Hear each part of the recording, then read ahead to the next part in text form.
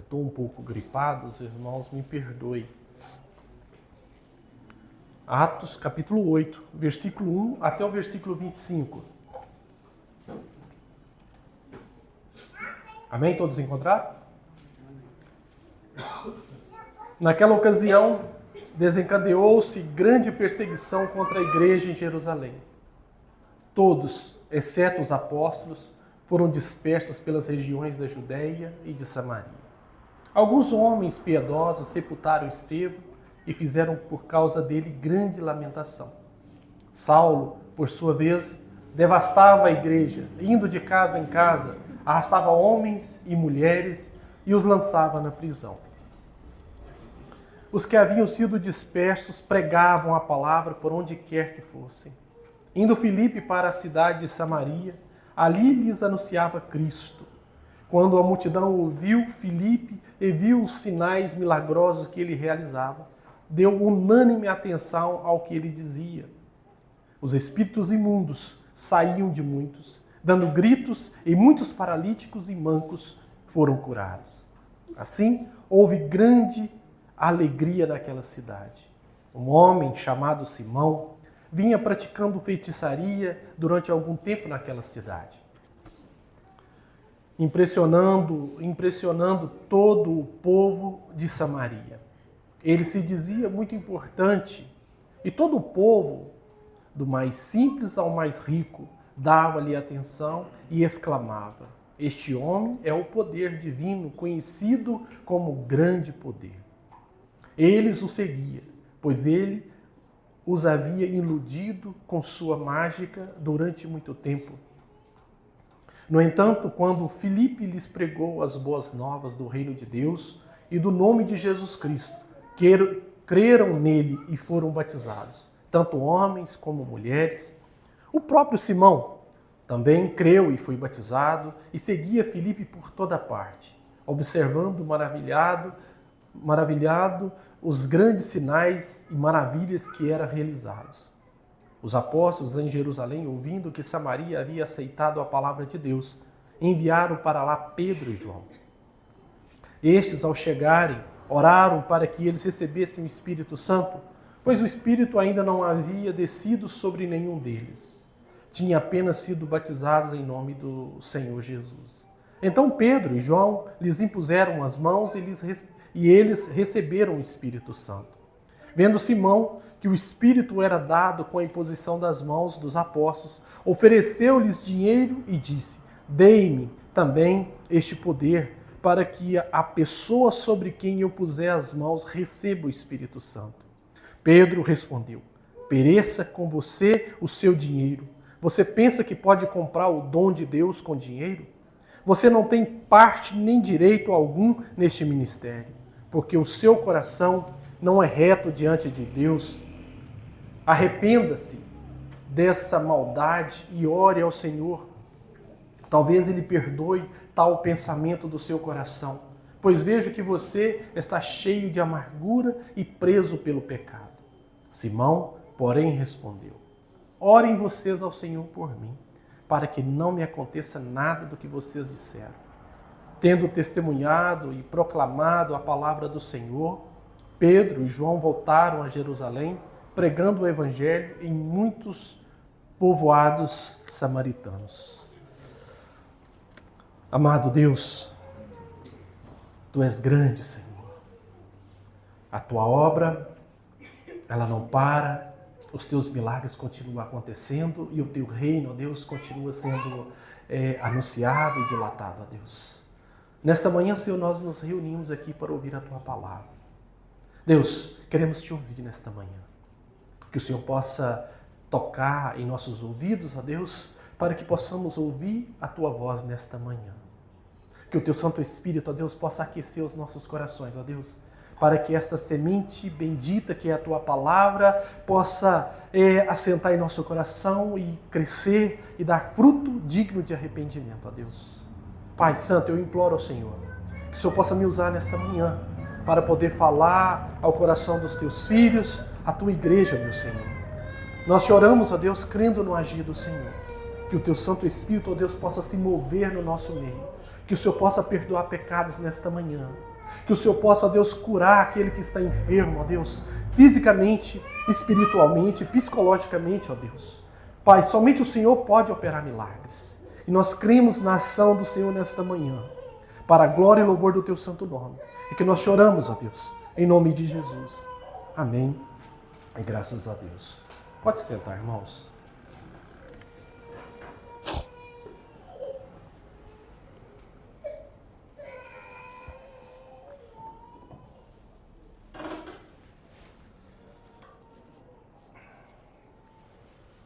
Como caráter de introdução, quero que você use um pouco a sua mente e você possa criar uma imagem cerebral aí.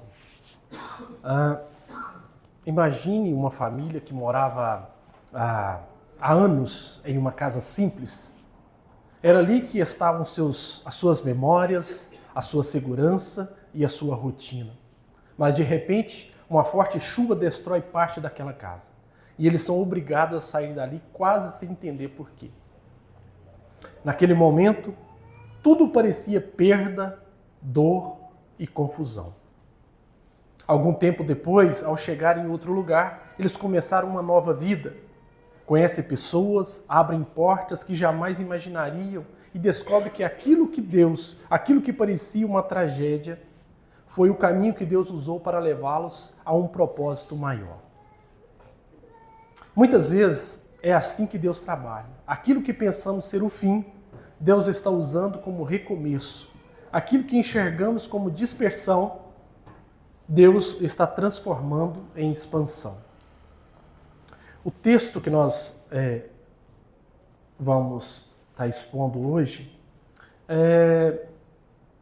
retrata um pouco desta família. Em Atos capítulo 8, a igreja estava vivendo exatamente isso. Depois da morte de Estevão, os cristãos foram perseguidos e espalhados por várias regiões. Humanamente falando, parecia que a igreja havia perdido. Mas espiritualmente, o evangelho estava apenas começando a avançar com ainda mais força. Porque quando Deus ele permite que seus filhos sejam espalhados, não é para destruí-los, é para que sua glória alcance lugares onde ela ainda não chegou. E nós vamos por parte aqui. Atos capítulo 8, verso 1. Está assim, ó. Naquela ocasião, desencadeou-se grande perseguição contra a igreja em Jerusalém. Todos, exceto os apóstolos, foram dispersos pela região da Judéia e de Samaria. Alguns homens piedosos sepultaram Estevão e fizeram por causa dele grande lamentação. Até aí. A perseguição que aconteceu em Jerusalém, é importante a gente entender como desencadeou essa perseguição e por que chegou a esse ponto. Vocês se lembram quando Jesus fala com os seus discípulos que ele deu uma ordem para aqueles discípulos mais próximos e para aqueles outros que estavam mais distantes, que ele disse assim, ó, ide por todo o mundo e pregai o evangelho a toda criatura, ide anunciai o evangelho, pregai a toda criatura, ensinando-os a guardar e tal. Essa ordem foi para que toda a igreja pregasse a palavra do Senhor. Depois da sua morte e que ele ressuscita, ele passa aquele período de tempo com os seus discípulos, novamente ele volta a dizer em Atos 1:8, ele diz assim, ó, recebereis o poder do Espírito Santo e ser-me-eis minhas testemunhas, tanto em Jerusalém, Judéia, Samaria e até os confins da terra. Lembram disso? Pois bem, o que acontece? Estes discípulos, eles se comportaram como eu e você talvez esteja se comportando. Eles se acomodaram e ficaram quietos. Quando o Senhor começa a tratar algumas coisas ali na igreja, ele trata primeiro 3 coisas e a terceira nós vamos está tratando aqui nesse texto hoje, primeiro ele trata a respeito da mentira na igreja. Lembra quando Ananias e Safira mentem ao Espírito Santo a respeito de uma determinada posse que eles vendem? E eles dizem que vendeu por X, vendeu por Y, e chega diante de Pedro e fala que vendeu por X. O Senhor trata essa questão da mentira na igreja. Depois o Senhor trata um outro ponto que está acontecendo na igreja, que é a questão da murmuração. Quando as viúvas, o povo achava que as viúvas helenistas não estavam sendo assistidas como as viúvas judias. Então o Senhor trata essa questão da murmuração na igreja. E quando resolve esse problema, eles nomeiam ali aqueles homens. Estevão, Filipe e outros. E designa esses homens para tratar especificamente de um problema financeiro que estava acontecendo ali, como dividir e assistir essas pessoas. E a partir de então, isso levou cerca de 4 a 6 anos para que isso acontecesse. E eles continuam onde estavam. Só que quando separa esses homens, Estevão era como se fosse o líder desse grupo. A princípio, os apóstolos os escolhem para tratar dessa questão administrativa, financeira. Só que o Espírito Santo ele é livre, ele age como ele quer, da maneira que ele quer, porque a igreja é do Senhor. Aquilo que na cabeça deles eles tinham levantado aqueles homens para tratar especificamente deste problema, o Espírito os usa de uma forma ainda maior. Não somente para tratar da questão administrativa, mas eles também começam a anunciar o Evangelho, a pregar a palavra e operar milagres e prodígios. E aí, então, no final do capítulo 7, nós vemos na narrativa Lucas introduzir um outro personagem, chamado Saulo. E nós observando aqui nesses 3 primeiros versículos, que aqui desencadeia essa perseguição. E o texto diz que, exceto os apóstolos, aquela outra parte foi perseguida. O que nós observamos é que parece que essa perseguição era exclusivamente sobre aquele grupo o qual Estevão era o cabeça, era o chefe. Porque os demais permanecem em Jerusalém. Mas, irmãos, essa perseguição frontosa à igreja em Jerusalém a obrigou a dispersar-se pelas regiões da Judéia e Samaria. Cristãos de toda a cidade, com exceto os apóstolos, fugiram para salvar suas vidas. Muitos haviam se tornado parte da comunidade da fé no dia de Pentecostes por meio da pregação de Pedro. Portanto, eu dei o título a essa mensagem, Deus usa o caos para cumprir os seus planos. Eles foram acometidos de tamanha perseguição, ao ponto de terem que fugir, e outros pagaram com a sua própria vida. Mas Deus usa tudo isso que está acontecendo para cumprir o seu plano. Por quê? Jesus fala com os seus discípulos antes dele morrer, que eles deveriam ir e anunciar o evangelho a toda criatura. Que ele retornaria quando toda criatura conhecesse o evangelho. Depois ele disse que quando eles recebessem o Espírito Santo, recebessem o poder, eles deveriam ser as suas testemunhas, tanto em Jerusalém, Judéia, Samarias e até os confins da terra. E eles continuaram quietos. E aí, necessário foi que um caos, uma perseguição tamanha acontecesse para que tirasse esses homens da sua zona de conforto. Espero eu que não aconteça um caos na nossa vida, uma perseguição, para que nós venhamos nos mover e sair da nossa zona de conforto. Agora, debaixo de oposição e caos intenso, estavam sendo expulsos, dispersos e até mortos. Mas essa fuga dos irmãos de Jerusalém também tem muito a nos ensinar. Vejam, a fuga dos cristãos de Jerusalém é de grande importância para a história da redenção. No Antigo Testamento, o templo judaico representava o centro absoluto da presença de Deus no meio do povo. Para os judeus, Jerusalém era o único lugar em que a presença especial de Deus habitava de fato. Portanto, o êxodo dos cristãos de Jerusalém marca o final da centralidade de Jerusalém na história da salvação. Este final havia sido anunciado por Jesus quando ele anunciou, ou ele amaldiçoou a figueira sem fruto e em seguida purificou o templo, o lugar de verdadeira infrutuosidade. Marcos capítulo 11, versículo 12 até o 21. Quando nós expomos o livro de Marcos, vocês se lembram dessa parte. E foi salientado pela destruição total do templo pelos romanos no ano 70 depois de Cristo. Atos 8 mostra que Jerusalém não é mais o centro da ação de Deus em seu mundo, nem é o lugar em que Deus está mais presente no mundo. Seu santo templo, agora, é a igreja reunida, a morada de Deus pelo Espírito Santo. Efésios, capítulo 2, versículo 21 e 22.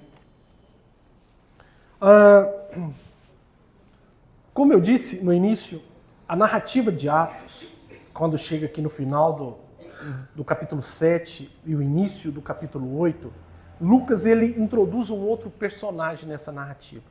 Um homem chamado Saulo.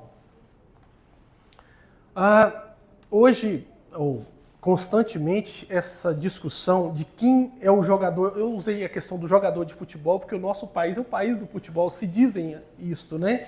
Mas de outras coisas também, mas eu escolhi específico isso porque vai ficar mais fácil para os irmãos compreender o raciocínio. Quem é o maior jogador de futebol que já existiu? Os mais velhos vão dizer que é Pelé, Maradona e outros, né? Os mais novos talvez vão dizer Ronaldo Fenômeno, Ronaldinho Gaúcho e Cristiano Ronaldo, Messi. E essa discussão, cada um tem o seu ponto de vista e a sua maneira de avaliar quem é o maior e quem é o melhor. Quem é o jogador de futebol? Quem é o melhor jogador de futebol do Brasil? Vejam bem, as pessoas discutem as respostas para essas perguntas incessantemente. E cada um tem o seu ponto de vista. Estamos sempre discutindo sobre quem é o melhor, quem é o maior. Perguntamos sempre, quem é o melhor professor da escola de teologia aqui da igreja? Quem é o maior? Esse tipo de discussão faz parte da nossa vida. Discutimos isso o tempo todo. E as respostas são variadas. Cada um tem a sua preferência. Ok? A resposta é clara. No entanto, quando nós perguntamos a identidade do maior teólogo que já existiu, o apóstolo Paulo. Ele também foi o maior missionário, o maior evangelista, o maior pastor. O que Deus operou em e através da vida desse homem, a quem ele dotou tão graciosamente, que atuou tão corajosamente e valentemente em nome do Evangelho, supera a imaginação. É unânime a resposta. Todos concordam com isso. E aqui, no versículo 3, fala assim, Saulo, por sua vez, devastava a igreja, indo de casa em casa, arrastando homens e mulheres e os lançava na prisão. Se lermos somente essa parte, quando falamos a respeito que ele foi o maior missionário, o maior evangelista, o maior pastor e o maior teólogo que já existiu, dificilmente acreditaríamos. O que esse cara fez no início é algo terrível, terrível. Embora Paulo, após a sua conversão, soubesse o que significa ter todo o seu pecado perdoado pelo sangue de Cristo, acredito que quando ele punha sua cabeça no travesseiro à noite e fechava os seus olhos, ainda podia ver Estevão de joelhos, sangrando por todas as partes do seu corpo, olhando para o céu com sua face como de um anjo, dizendo, eis que vejo os céus abertos e o Filho do Homem em pé à destra de Deus. Atos 7, 56. Talvez quando ele orou, Senhor, não lhes impute este pecado. Possivelmente ele estava com os olhos fitos em Saulo. E aí nós continua. Eu acredito que quando Paulo durante a sua jornada, depois que ele tem um encontro com o Senhor e depois de tamanhas revelações da parte de Deus e dos ensinamentos que ele obtém, ele ora ao Senhor pedindo que remova dele um espinho na carne, né? Nós não sabemos que espinho é esse, mas pensa como esse cara era atormentado o tempo todo com esses pensamentos do que ele foi capaz de fazer. No livro de Apocalipse, a Bíblia relata que os primeiros a ser lançados no lago de fogo e enxofre são os covardes. E Paulo aqui, ele foi um tremendo covarde. Porque ele sabia que Estevão estava certo, que ele não estava errado. E ainda assim, ele não fez nada, muito pelo contrário, ele consentiu com aquele mal que aquele povo estava fazendo com Estevão. E eu acredito que isso atormentou durante o resto da sua vida. Mas vamos continuar. No versículo 4, a seguir, diz assim, ó, os que haviam sido dispersos pregavam a palavra por onde quer que fosse. Indo Filipe para uma cidade de Samaria, ali lhes anunciava o Cristo. Quando a multidão ouviu Filipe e viu os sinais milagrosos que ele realizava, deu unânime atenção ao que ele dizia. Os espíritos imundos saíam de muitos, dando gritos, e muitos paralíticos e mancos foram curados. Assim, houve grande alegria naquela cidade. A igreja primitiva, ela espalhou a fé não através de clérigos profissionais, mas de leigos, homens simples e mulheres simples como nós. Todas as pessoas levaram o evangelho para as mais remotas regiões do império.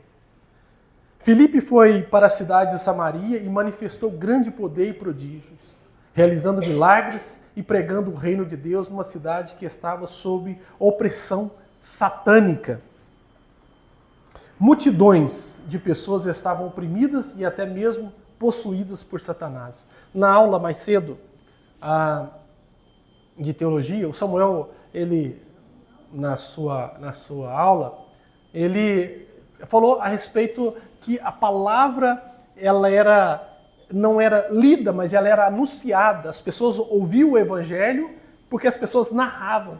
Os sermões, Pedro chegava e contava para as pessoas sobre Jesus, e as pessoas ouviam e elas propagavam aquilo que elas estavam ouvindo da parte de Pedro, e o Senhor, o Espírito Santo, confirmava no coração daqueles ouvintes que o que aquelas pessoas estavam dizendo é a verdade. Portanto, a fé ela foi espalhada por pessoas simples, pessoas que não tinham formação acadêmica. Isso nos mostra que eu e você, nós não estamos isentos de anunciar o Evangelho. Pensando, eu não sei falar, eu não tenho informação, eu não sei ler, mas você consegue ouvir e você consegue anunciar. Então, é toda a comunidade que precisa propagar essa fé, precisa anunciar as boas novas. E aqui nós vemos que multidões de pessoas estavam oprimidas e até mesmo possuídas por Satanás. Interessante que nós vemos que de todos os milagres relatados no Antigo Testamento, quer realizados por Moisés ou Elias ou qualquer outro, não há nenhum milagre no qual os demônios fossem exorcizados. Nenhum milagre no Antigo Testamento chegou a esse ponto de demônios ser exorcizados. Se, porém, eu expulso os demônios pelo dedo de Deus, certamente é chegado o reino de Deus sobre vós. Lucas fala no seu primeiro livro, no capítulo 11, no versículo 20. Jesus, quando ele é criticado pelos os fariseus, que ele expulsava demônios pelo poder de Beelzebu. Jesus fala essas palavras. Se eu expulso os demônios pelo dedo de Deus, certamente é chegado a vós o reino de Deus. E esse foi o sinal mais importante do avanço do reino de Deus. E agora esse sinal veio para Samaria através do ministério de Filipe, onde as pessoas estavam sendo libertas da escravidão de Satanás e curadas de várias doenças. Aquele homem que foi escolhido para ser um dos que cuidariam da questão administrativa, financeira, aqui nós vemos ele operar os mesmos sinais que Jesus operou e os mesmos sinais que os apóstolos operaram. Ele anunciava o evangelho com poder, anunciava o reino de Deus e o nome de Jesus. E curas eram feitas, coxos eram curados, aleijados era restaurada a sua condição física. E aí nós continuamos que naquela cidade existia um homem de tamanha importância que enganava muito aquele povo. No versículo 9, nós vemos a respeito deste homem. Um homem chamado Simão vinha praticando feitiçaria durante algum tempo naquela cidade, impressionando todo o povo de Samaria. Ele se dizia muito importante. E todo o povo, do mais simples do mais velho ao mais novo, do pequeno ao grande, o mais rico, dava-lhe atenção e exclamava: este homem é o poder divino, conhecido como grande poder.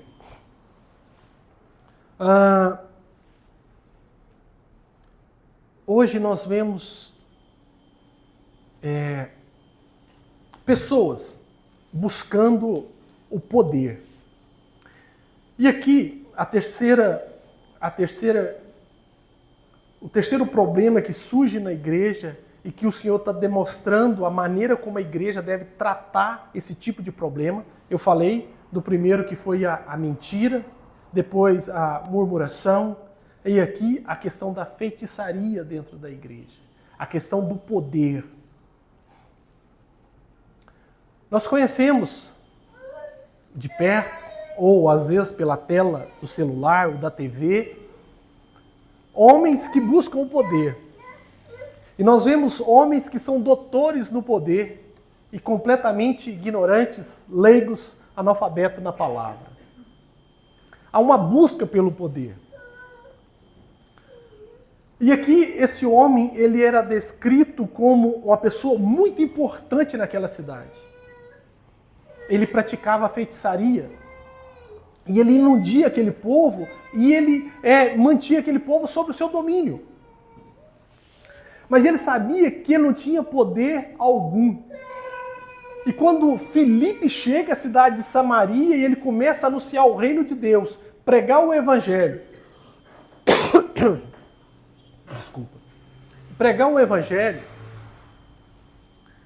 demônios sendo exorcizados, expulsos, curas sendo feitas, aleijados sendo curados.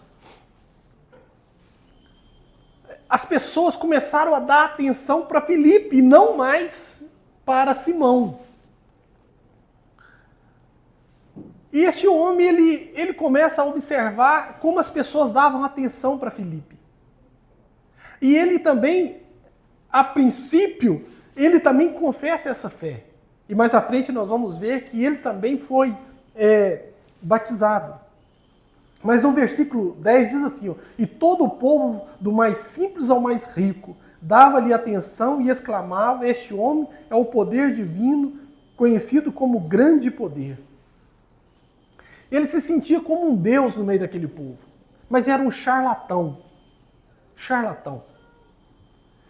Amados, o que eu quero dizer para vocês é o seguinte: nós vemos muitos charlatões no meio evangélico. Homens que se diz cheio do poder de Deus, que fazem e acontecem.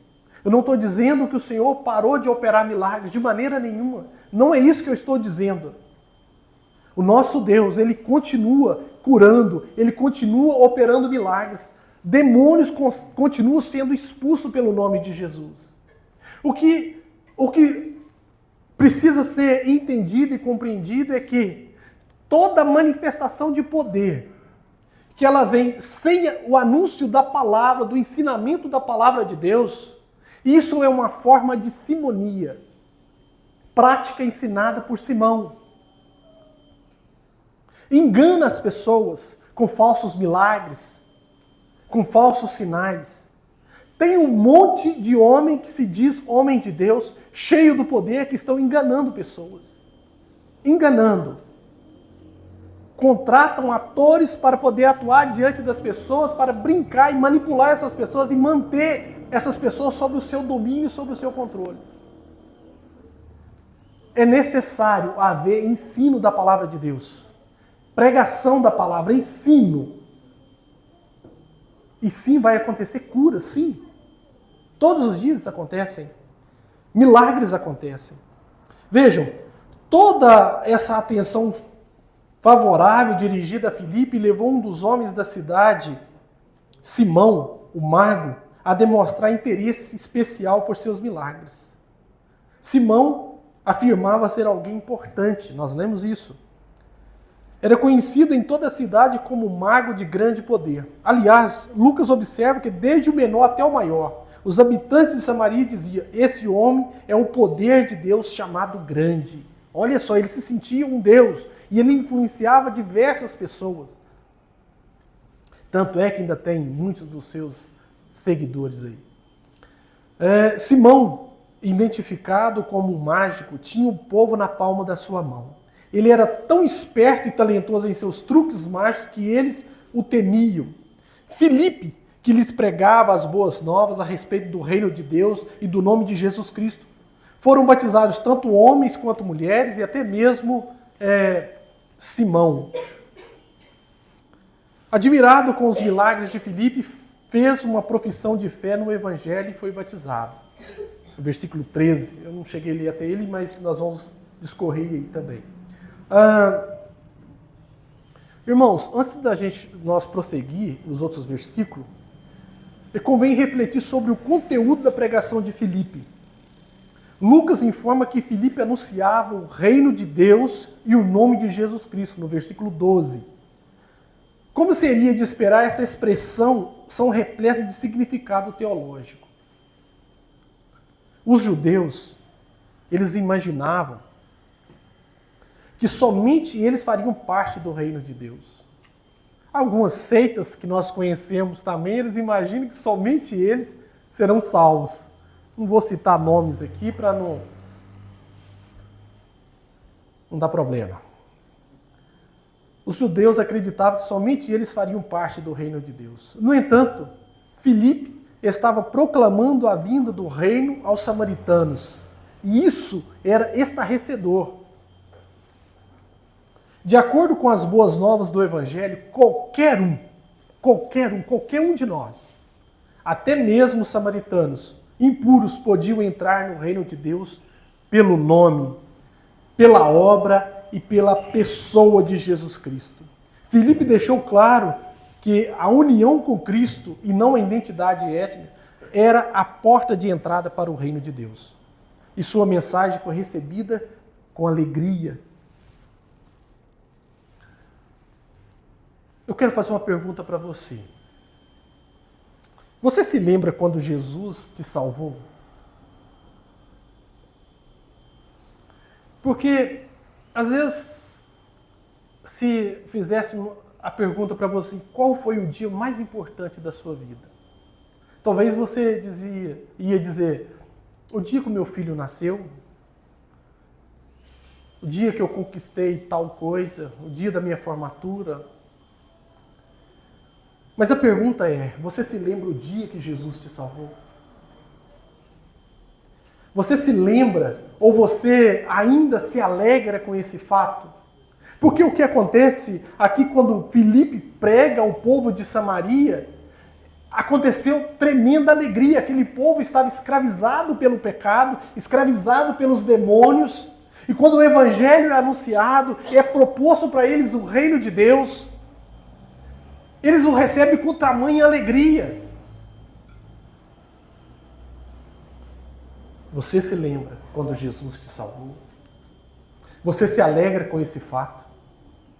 Ao pregar o evangelho àqueles que o Senhor colocou ao nosso redor, devemos lembrar que ninguém está fora do seu alcance. Portanto, devemos perguntar, existe pessoas que, ao meu ver, são sujas demais, perversas demais ou simplesmente endurecidas demais em sua rejeição ao Evangelho para vir a Cristo? Se sua resposta for afirmativa, você não entendeu corretamente o Evangelho. Ele não nos chama a sermos dignos ou limpos antes de nos aproximarmos de Cristo. Pelo contrário, Ele nos chama a virmos a Cristo a fim de sermos purificados. E nós cometemos muito desse erro.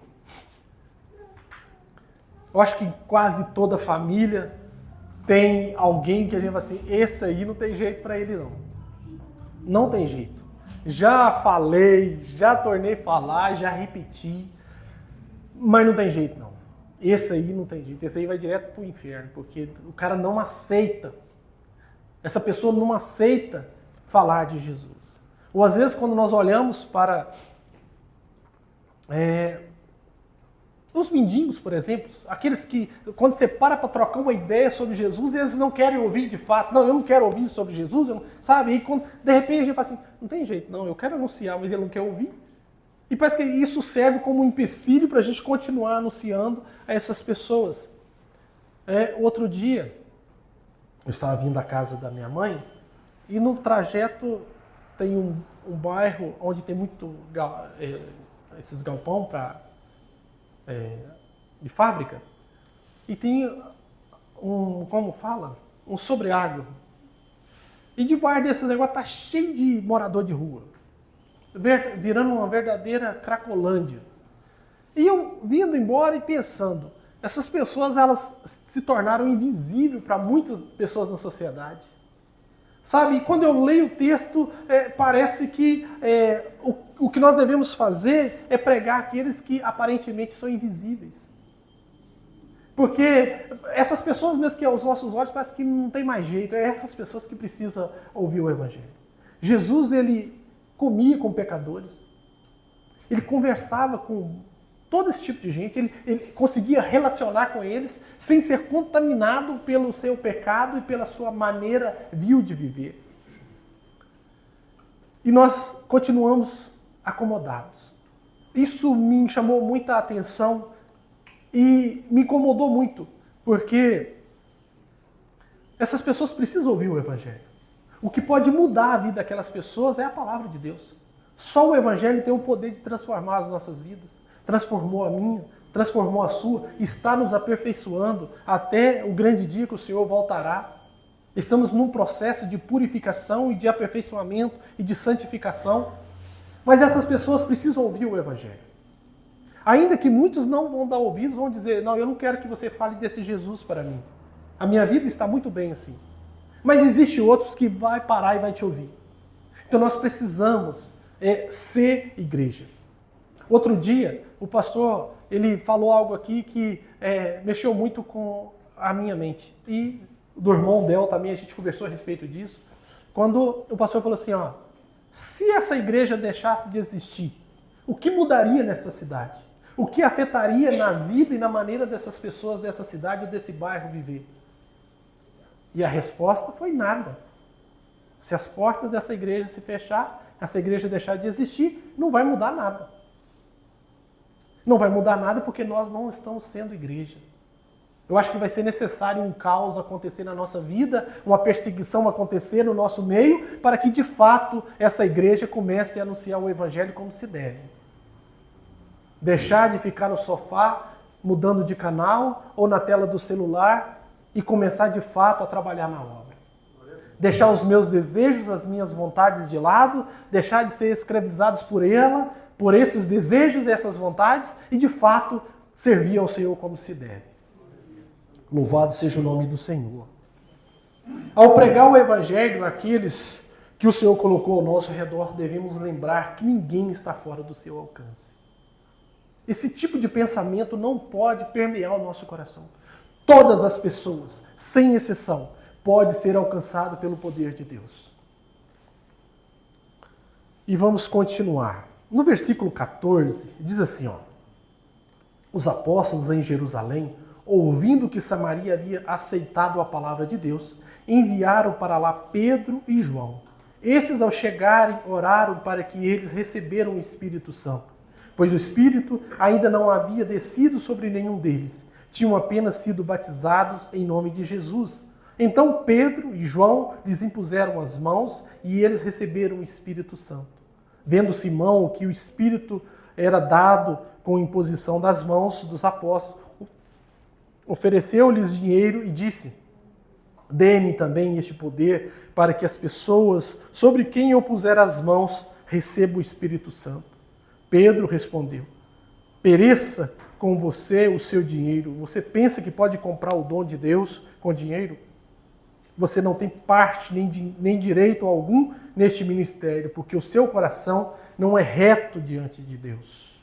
Arrependa-se dessa maldade e ore ao Senhor. Talvez Ele perdoe tal pensamento do seu coração, pois vejo que você está cheio de amargura e preso pelo pecado. Simão, porém, respondeu: ore vocês ao Senhor por mim, para que não me aconteça nada do que vocês disseram. Até aí. Dentre aqueles que afirmavam ter fé, estava Simão, o mago. Após ser batizado, ele agarrou-se a Filipe e começou a segui-lo onde quer que fosse. É como se ele ficou tão impressionado com o que aconteceu diante do que Filipe anunciava. Ele anunciou o reino de Deus, anunciou o nome de Jesus, e demônios foram expulsos, pessoas foram curadas, e ele achou que tudo aquilo podia ser aprendido e ser replicado de uma forma que não dependesse de Deus, mas exclusivamente do homem, da sua artimanha, da sua capacidade, da sua inteligência. E aonde quer que Filipe fosse, estava esse tal de Simão do lado dele, aprendendo tudo. Mas a intenção dele era de continuar enganando as pessoas. Ele viu como as pessoas começaram a dar valor ao que Filipe falava, da maneira que ele anunciava, e a popularidade dele começou a cair. Então ele segue Filipe, onde quer que Filipe fosse, ele seguia. E então, quando os apóstolos ouvem em Jerusalém que Samaria recebe a palavra de Deus, eles vêm porque até então aqueles irmãos ainda não tinham recebido o Espírito Santo. Aqui, irmãos, é importante nós compreendermos que não é somente pela imposição da mão dos apóstolos que eles receberam o Espírito Santo, porque nós temos outros textos para frente, onde as pessoas receberam o Espírito Santo sem a imposição de mãos. Mas aqui é importante entender porque os samaritanos não eram um judeu puro, com pedigree, vamos dizer assim. Era um judeu misturado. Então, para os judeus, os samaritanos eram completamente impuros. E foi necessário que os apóstolos viessem até Samaria, impôssem as mãos sobre aquela comunidade e eles recebessem o Espírito Santo para poder mostrar para os judeus que agora aquele povo de Samaria também faz parte da igreja do Senhor. Eles também é um povo de Deus. Amém? É importante compreender isto. E quando Simão se depara com isso, com essa situação, ele deseja aquele poder também. E ele vai e oferece dinheiro. Fala assim, ó, pede o que vocês quiserem, porque eu também quero desse poder. Simão presenciou Pedro e João orando pelos apóstolos convertidos para que recebesse o Espírito Santo e aproximou-se deles e disse, versículo 19,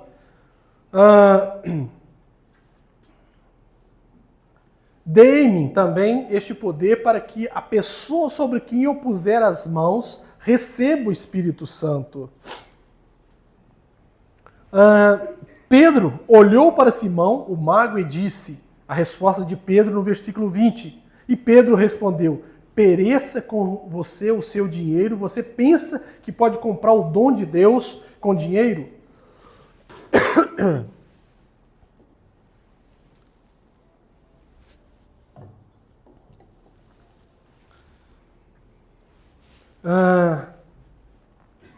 O que Pedro disse foi, você e seu dinheiro vão para o inferno. Ele pronunciou o pior julgamento sobre aquele feiticeiro e entregou-o com o seu pedido para as mais profundas regiões do próprio inferno. Aqui é importante nós entendermos a prática de Simão. E, posteriormente, essa prática recebeu o nome de simonia. Ainda há pessoas que continuam pensando que podem comprar o dom de Deus, o favor de Deus. Crentes, conhecedores da palavra de Deus. Você consegue imaginar alguém ainda que pense que pode comprar o favor de Deus? Veja, ainda há muitas pessoas nas igrejas hoje que acreditam. Se eu der dinheiro suficiente, Deus será gracioso para comigo? Já viu aquelas pessoas que traz uma boa oferta para a igreja, o seu dízimo é um dízimo com um valor bem significativo e elas pensam que com isto elas podem comprar o favor de Deus? Há pessoas que acreditam que a igreja continua aberta ou funcionando porque ele é a pessoa que mais contribui na igreja. Que se ele parar de trazer a sua oferta, o seu dinheiro para a igreja vai fechar e a igreja vai acabar. Isso é uma prática de simonia. Você está achando que você vai comprar o favor de Deus com o seu dinheiro. Existe aqueles outros que fazem algumas penitências para que Deus faça exatamente o que elas querem que Ele faça.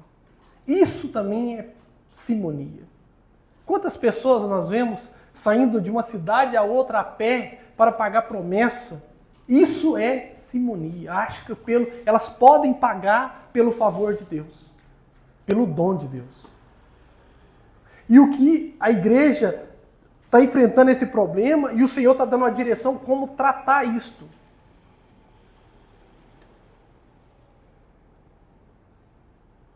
A graça de Deus não pode ser ganha, ou merecida, ou implorada, ou roubada.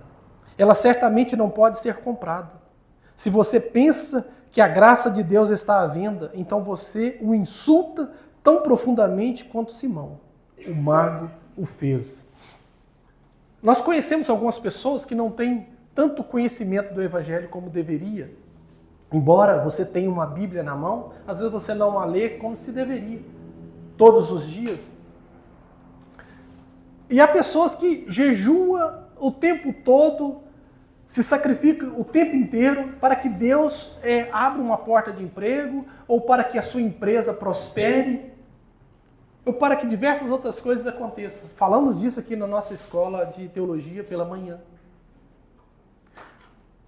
Você está insultando Deus, assim como esse mago fez. Não estou dizendo que você não tem que orar ao Senhor. Você precisa orar ao Senhor. Mas a nossa oração não pode ser para que Deus faça o que eu quero que Ele faça. De maneira nenhuma. Determinar, eu ordeno, eu rejeito, como se a minha palavra tivesse poder. Há poder no nome de Jesus, há poder na palavra do Senhor. No versículo 21 ao 23, diz assim, você não tem parte nem direito algum neste ministério, porque o seu coração não é reto diante de Deus. Arrependa-se desta maldade e ore ao Senhor. Talvez Ele perdoe tal pecado, tal pensamento do seu coração. Pois vejo que você está cheio de amargura e preso pelo pecado. Pedro, ele revela o verdadeiro estado do coração de Simão, que nunca teve fé verdadeira em Cristo. Esse homem só queria desfrutar o emprego e o poder do Evangelho.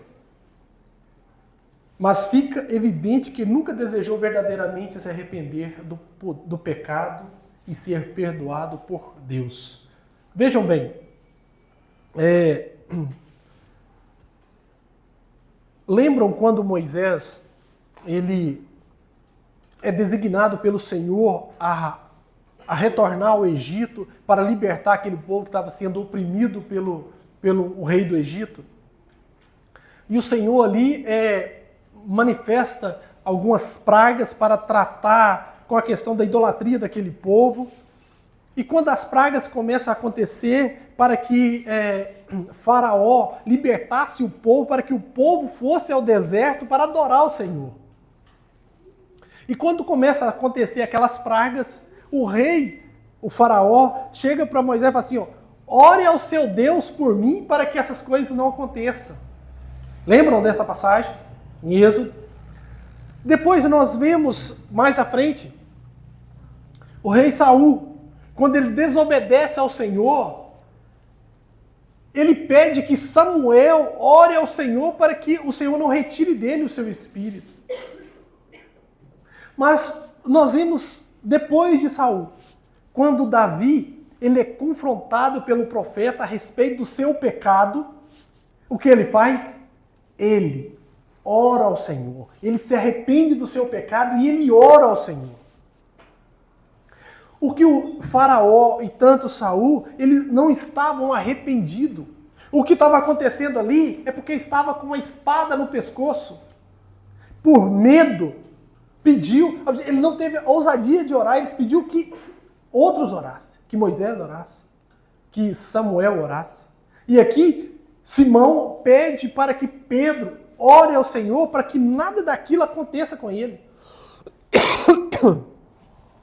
Ele estava só com medo de ir para o inferno. Somente. A profissão de fé de Simão é instrutiva. Quando alguém afirma crer no Senhor Jesus Cristo, isso não significa necessariamente que essa pessoa é convertida de fato. Como Tiago nos lembra, até mesmo os demônios creem.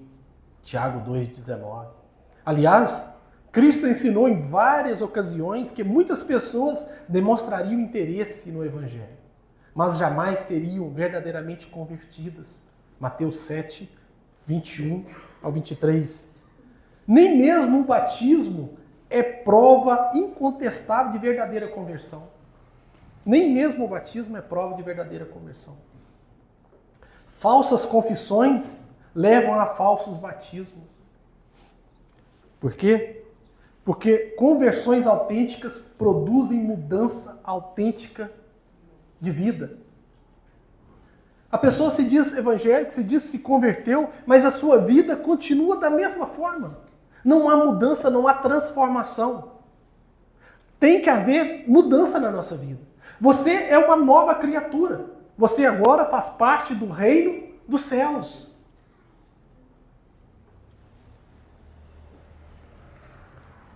A solução de Pedro para o problema de Simão é simples: arrepender-se e orar, pedindo perdão. Pois bem, mas a resposta de Simão foi pedir que Pedro orasse por ele, para que não acontecesse nada do que eles disseram. Mais uma pergunta para você, meu irmão. Em que aspecto Simão, o mago, serve de advertência para você? Você tem se comportado como alguém que pode comprar o favor de Deus? Ou o dom de Deus? E por fim, no versículo 25, aqui eu já caminho para o final, tendo testemunhado e proclamado a palavra do Senhor, Pedro e João voltaram a Jerusalém, pregando o evangelho em muitos povoados samaritanos. Eu aposto que vocês já ouviram essa frase.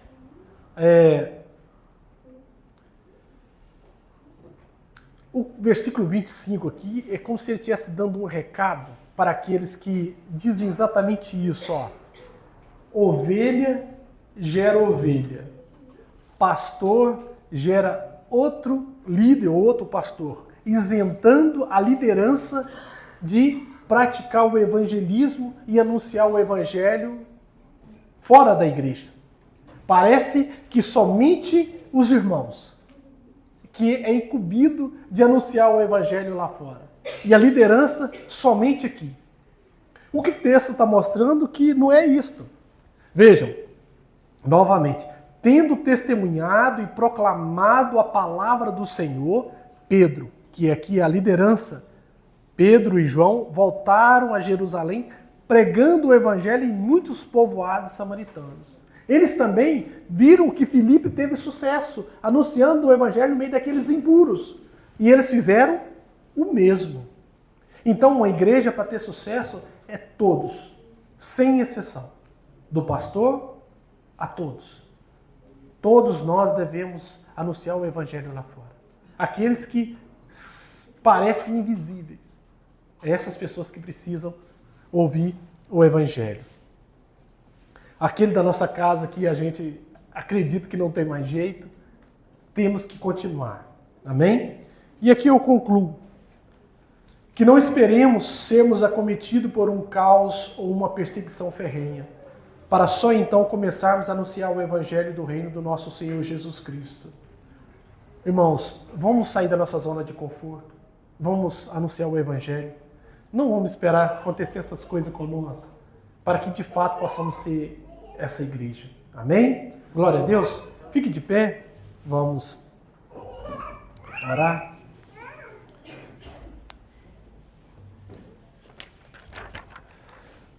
Você olhou se tem algum aviso lá? Você mesmo. Olha lá se tem algum aviso que precisa ser.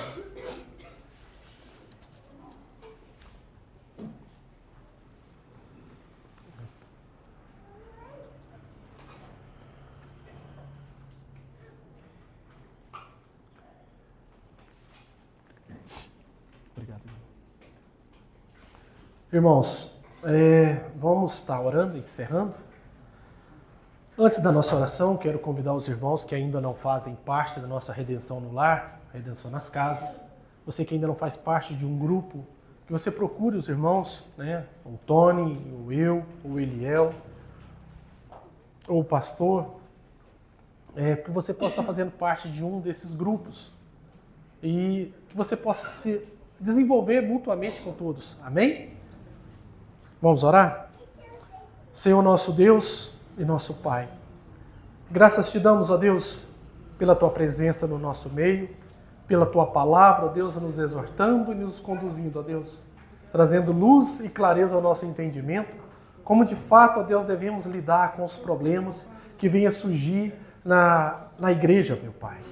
Seja com a questão da mentira, da murmuração, mas também da feitiçaria e a busca pelo poder, meu Deus. Por aqueles que querem, ó Deus, ou que acham que podem comprar o favor do Senhor. Aprendendo sempre, ó Deus, que o que é eterno não pode ser comprado com coisas desta terra, com coisas passageiras e transitórias.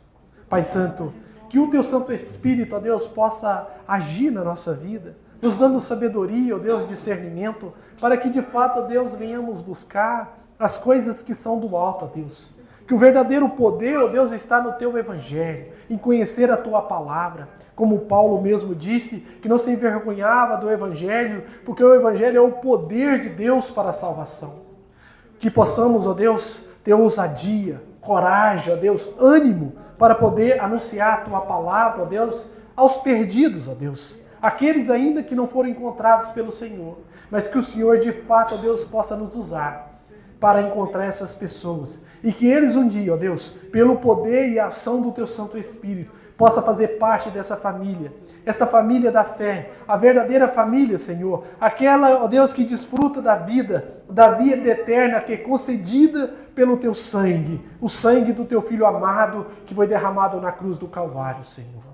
Pai, em nome de Jesus, eu peço ao Senhor, por cada um dos meus irmãos aqui presentes, ó Deus, por cada um dos Teus filhos, ó Deus, que foram redimidos pelo poder do Teu Santo Espírito, ó Pai. Cada família aqui representada, ó Deus, que o Senhor possa abençoá-los, que o Senhor possa curar, meu Deus, que o Senhor possa perdoar pecados, meu Senhor, que o Senhor possa conceder, meu Deus, uma semana abençoada, repleta da Tua presença, meu Deus, em nome de Jesus, meu Pai. Que os irmãos ergam as mãos, que o amor de Deus, que a graça de nosso Senhor Jesus Cristo e a doce consolação do Espírito Santo esteja sobre cada um de nós. Quem crê, digam amém. Amém. Amém. Louvado seja o nome do Senhor. Amém e amém.